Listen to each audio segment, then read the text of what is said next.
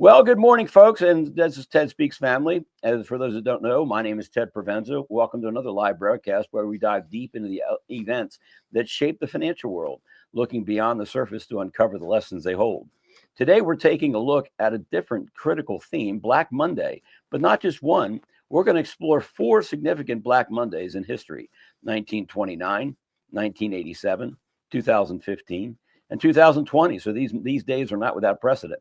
These moments serve as a cautionary tale and poignant reminders of market volatility. But more importantly, we'll examine how these historic crashes tie into the world of silver, how precious metals, particularly silver, offer not only a safe haven, but also a signal of what's to come when the financial systems face immense strain. Let's begin with the most infamous Black Monday, October 29th, 1929. On this day, the stock market in the United States collapsed, and the repercussions were felt worldwide. In a matter of days, the market lost nearly 30% of its value, ushering in the Great Depression.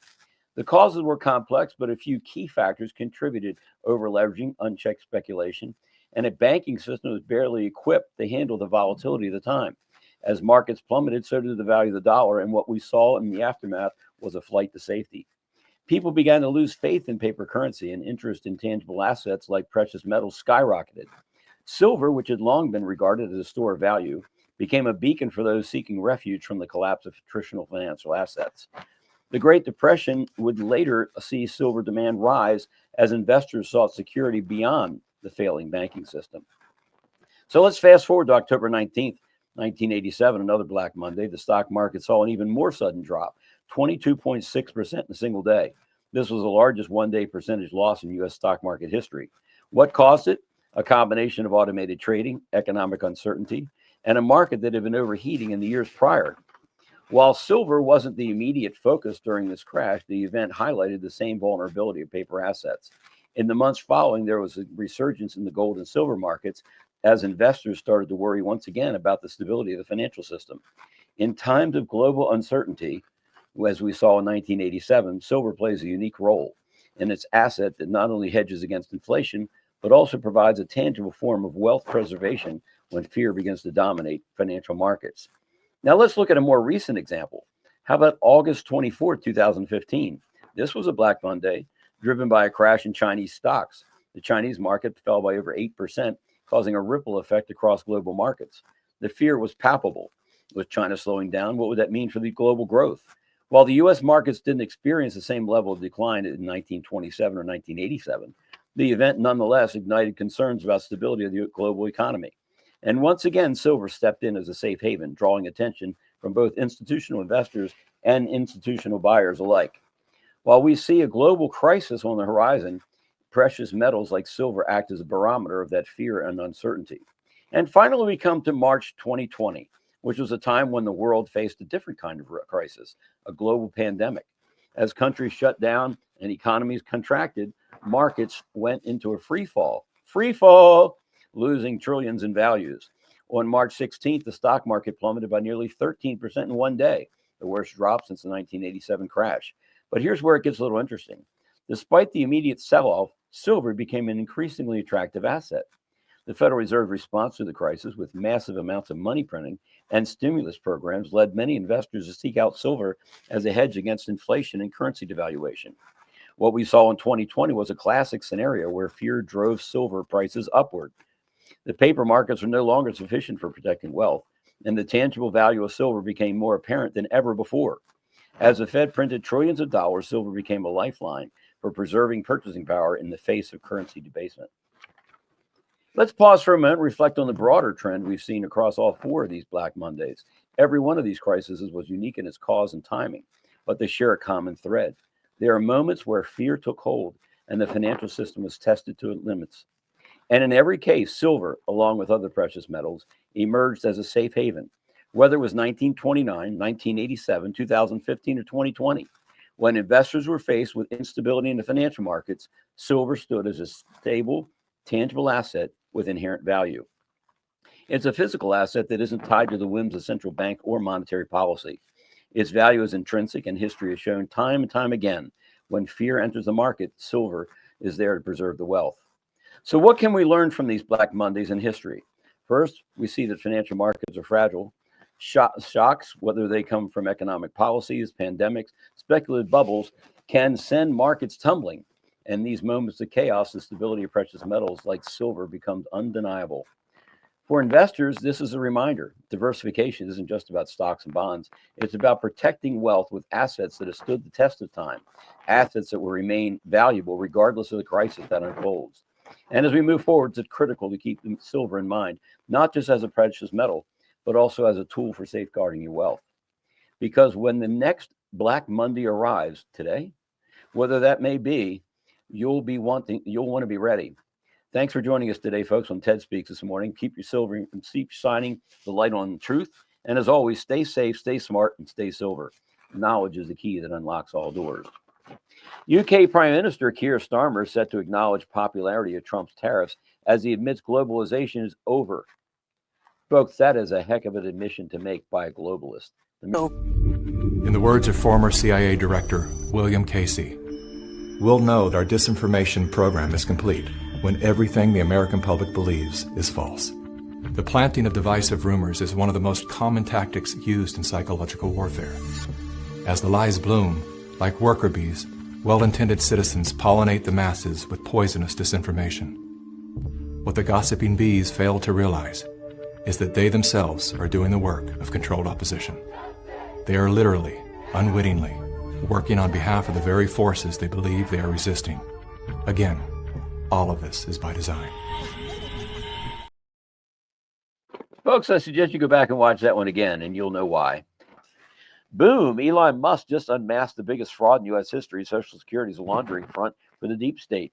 40% of Social Security calls are made by criminals. That's not a typo. Musk's own Doge team confirmed it. Nearly half of all calls are from foreign operatives, AI scammers, deep state thieves, rerouting your retirement money into black ops bank accounts. And it gets worse. General Flynn, the nation cannot move forward without accountability for those that committed treason. He names Obama, John Brennan, Jim Clapper, Susan Rice, and whoever their puppet masters are. The outgoing administration under Barack Hussein Obama committed treason. They committed a conspiracy to undermine a duly elected president, and it hasn't stopped. In my direction, every Department of Justice attorney is required to zealously advocate on behalf of the United States. Any attorney who fails to abide by this direction will face consequences. Just since January 20th, we've had over 170 lawsuits filed against us. That should be the constitutional crisis right there. I propose, and would have already started, if your hypothesis is correct, a planned and orderly transfer back to the states and local communities of functions the federal government has usurped and which it has proven it is incapable of operating. And one of the first of those would be welfare. One of the second would be in the field of education. I would like to dissolve the $10 billion National Department of Education created by President Carter and turn schools back to the local school districts where we built the greatest public school system the world has ever seen. I think I can make a case that the decline in the quality of public education began when federal aid became federal interference. The CEO of Pepsi was recorded saying he'd never let his family touch any of their products. Interesting. Mark Zuckerberg puts tape over his laptop's camera and microphone. Steve Jobs banned his kids from using the iPad. Bill Gates strictly limited his children's tech use. The CEO of McDonald's claims he doesn't touch his own company's food. Drug dealers never consume their own stuff.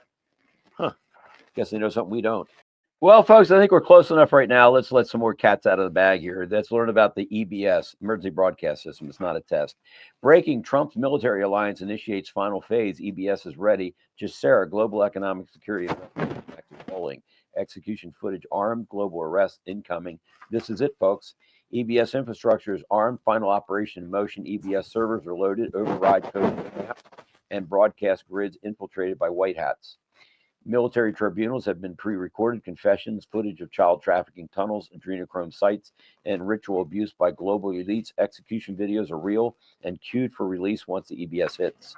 The EBS will trigger a total media blackout followed by military-controlled transmissions nonstop for several days. Tribunal recordings, confessions, public arrests, sentencing, evidence drops, quantum override is destroying the cabal in real time. The deep state is losing access to banking systems, surveillance grids, and digital control nodes. Big pharma servers, media outlets, and central banks have been stripped of their digital keys. Every bank outage, every data center fire is a covert takedown operation. The collapse is visible because it's meant to be. Global military sweep, white hats, and final cleanup. Trump-aligned military units are dismantling underground bases, intel hubs, and trafficking corridors. Operations in Switzerland, Ukraine, Rome, Brussels, and South Africa have uncovered AI labs, cloning centers, and blackmail archives dating back decades. The Vatican has fallen. Raids have exposed AI control systems, mind manipulation archives, and elite trafficking records inside Vatican vaults. Senior clerics are missing or detained. Tribunal footage will soon confirm everything we've been talking about. As of March 21st, 2025, the global takedown has officially entered its final stage. The military alliance behind Trump is in full deployment. Silent operations are underway around the globe. The emergency broadcast system is locked, loaded, and countdown is in countdown mode. Final triggers are aligned. The storm isn't coming. Folks, it's here. GESARA is moving. The old system is already dead. The quantum financial system, QFS, has already been absorbed into the global debt. Redemption centers are active. Quantum access cards are in early circulation. Encoded keys to the gold-backed wealth grid. When the EBS activates, GESARA announcements will be made and following immediately. The global debt will be wiped out, income tax abolished, currency revaluations, humanitarian funding, and suppressed technology will be released. The debt-based system is gone. They just don't know they just don't want you to know it just yet. You will know it in full very soon. This is the final storm. This isn't politics. This is planetary liberation. When the EBS detonates, the world will change forever. Nothing can stop what's coming. The storm is here. That's why we came out of retirement, to tell you what's happening. That's why I invited you to our home, to show the authenticity, show the bareness of truth, so that everything you see that we're doing is authentic, it's real, it's genuine. This stuff is happening, folks. You're seeing the Bank for International Settlements being taken down. All 207 banks around the world, they're going out of business as well. They're going to be rehydrated and go back in business using its own sovereign country's real money that's been rehydrated and brought back to each individual country.